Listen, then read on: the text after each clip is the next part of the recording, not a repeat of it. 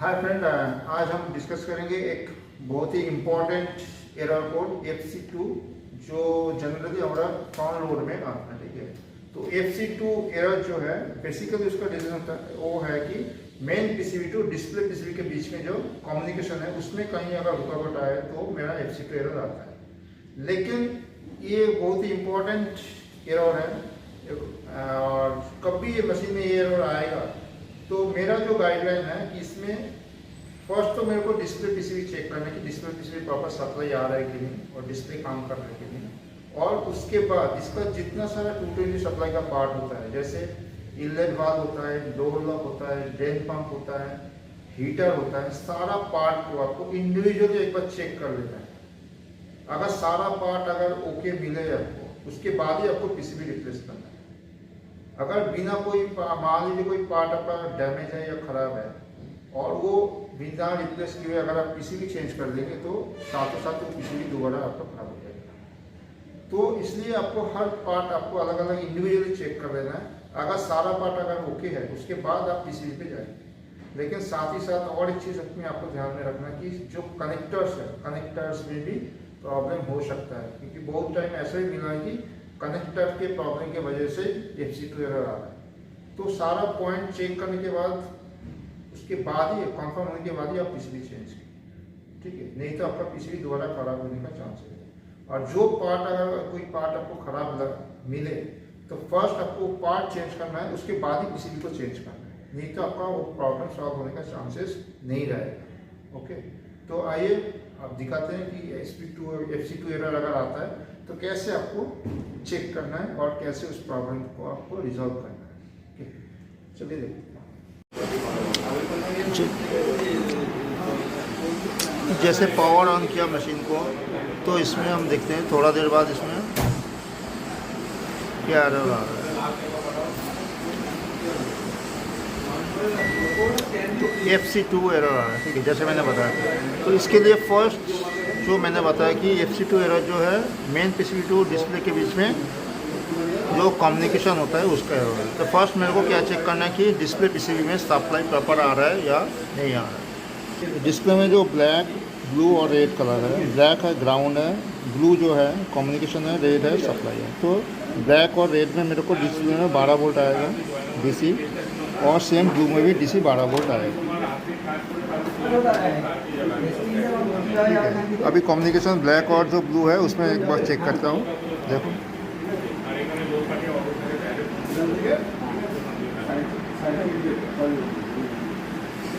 तो इसमें भी 12 वोल्ट आ रहा है।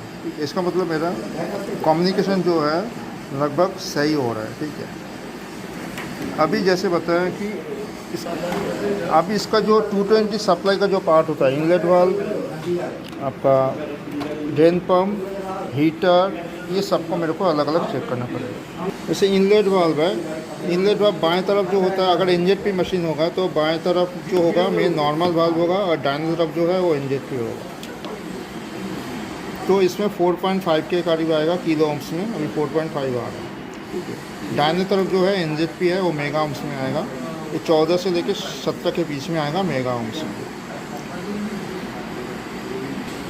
तो कभी कभी हमारे मीटर में मेगा ओम्स का रेंज नहीं होता है, तो उस टाइम हमको अलग डायरेक्ट सप्लाई देके दाहिने तरफ जो वाल्व है उसको चेक करना पड़ेगा। वो मैं अलग से दिखा रहा हूँ।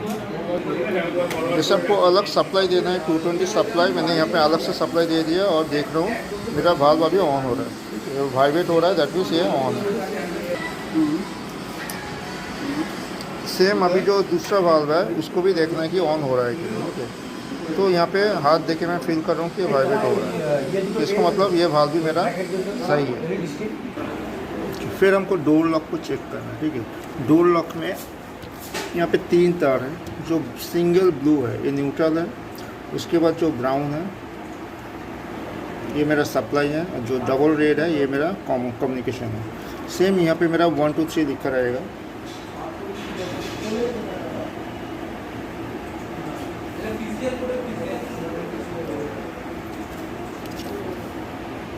तो यहाँ पे फर्स्ट ये वाला मेरा 3 नंबर है जहाँ पे ब्लू है, उसके बाद मिडिल में जो है 2 नंबर है जहाँ पे सप्लाई होगा, और बाएं तरफ जो रेड यहाँ पे 1 नंबर है ये मेरा कम्युनिकेशन है, मतलब फीडबैक लाइन है। तो अभी मेरे को दो चीज़ चेक करना है, एक यहाँ पे 220 सप्लाई आ रहा है कि नहीं, दूसरा मेरा जो डोर लॉक है इसमें 2 और 3 में रेजिस्टेंस दिखा रहा है या नहीं दिखा रहा है। अभी जो 3 नंबर और 2 नंबर मतलब ब्लू और जो चॉकलेट, यहाँ पे मेरा 220 सप्लाई आ रहा है, ठीक।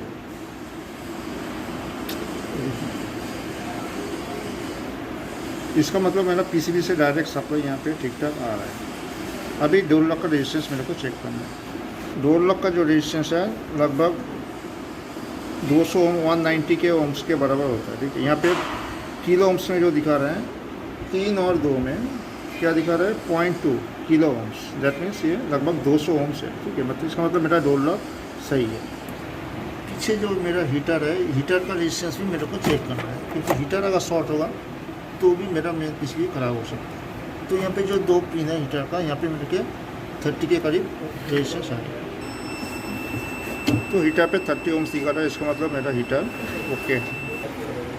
अभी ड्रेन पंप को आपको चेक करना है। ड्रेन पंप में मैंने क्या किया, एक अलग सा डायरेक्ट वायर लगा दिया, ठीक है। तो यहाँ पे मैं डायरेक्ट चेक कर रहा हूँ ड्रेन पंप। यहाँ पे 197.197 दिखा रहा है, मतलब 190 इसका ओम्स है, मतलब ड्रेन पंप मेरा ओके है। लेकिन ड्रेन पंप जो है इसको एक बार चला के भी देख लेना है, क्योंकि कभी कभी क्या होता है ड्रेन पंप रेजिस्टेंस सही दिखाता है, लेकिन जब सप्लाई आता है तो उस टाइम वो काम नहीं करता है प्रॉपर्ली। तो इसको अभी हम सप्लाई देके एक बार चेक करेंगे। तो मैंने सप्लाई दिया, अभी यहाँ पे आवाज़ हो रहा है, इसको मतलब मेरा ड्रेन पंप प्रॉपर काम कर रहा है। जैसे हमने सारा पार्ट को इंडिविजुअली चेक कर लिया, तो सारा पार्ट अगर मेरे को ओके मिलता है तो उस कंडीशन में फिर मेरे को देखना है कि मेरा जो पीसीबी है, मेन जो पीसीबी है, इस पीसीबी में कोई कहीं पे कुछ बर्न या कुछ फ्लैशिंग का कुछ स्पॉट आता है कि नजर आता है कि, वो मेरे को चेक करना है। अगर ऐसा आता है तो उस कंडीशन में मेरे को पीसीबी चेंज करना है, ठीक है। अगर नहीं भी आता है तो फिर मेरे को डिस्प्ले पीसीबी भी एक बार चेक करना है कि डिस्प्ले का जो कनेक्टर्स है और जो मेरा जो मेन जो पीसीबी है इसका सारा कनेक्टर्स एक बार ठीक से चेक कर लेना है।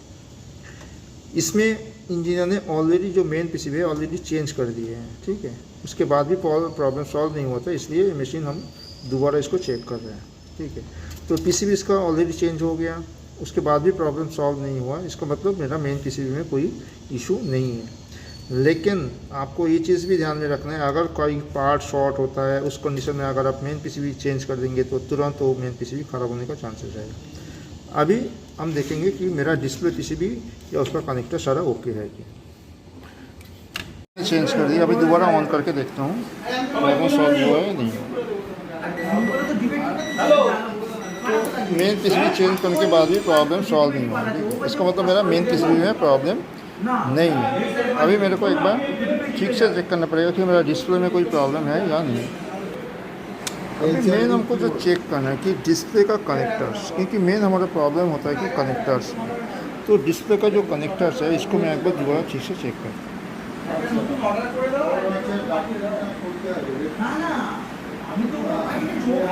अगर मैं ध्यान से चेक करूँगा, अगर अभी मैं ध्यान से देखूँगा तो देखता हूँ कि मेरा जो कनेक्टर्स है, कनेक्टर्स के अंदर कोरोशन या सल्फर है, ठीक है। तो ये चीज़ भी हमको ध्यान से देखना है, शुरू में ही देखना है, कोई भी पार्ट चेंज करने से पहले। नहीं तो हम सारा पार्ट चेंज कर देंगे, उसके बाद अगर ये प्रॉब्लम मेरे को नज़र में आएगा तो क्या होगा, मेरा सारा पार्ट डैमेज होगा। तो ये चीज़ मेरे को एक बार देख लें और उसको मैं करेक्ट करके फिर दोबारा चेक करता। तो जैसे बताया आपको, कनेक्टर जो है उसको जैसे आइसोप्रोपाइल अल्कोहल इससे या जो WD-40 है, ठीक है, इससे आपको क्लीन करना पड़ेगा।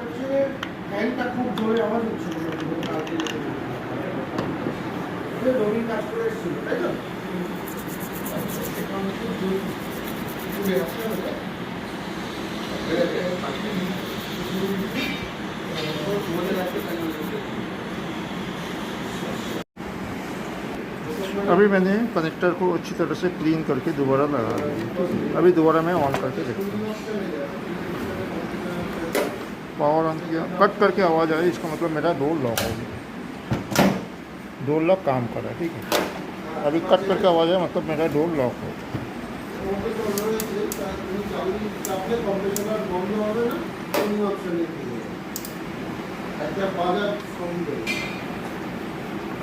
उन्होंने पावर ऑन किया, स्पिन में दिए और ऑन। कट सी आवाज़ आई, मतलब मेरा डोर लॉक। अभी देखते हो मेरा मशीन चालू होता है कि नहीं।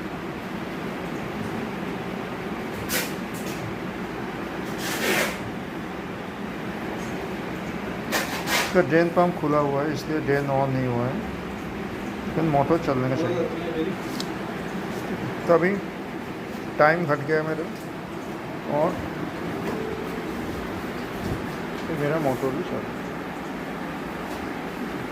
तो इसमें तो हमने क्या देखा कि सिर्फ जो प्रॉब्लम था ओनली एक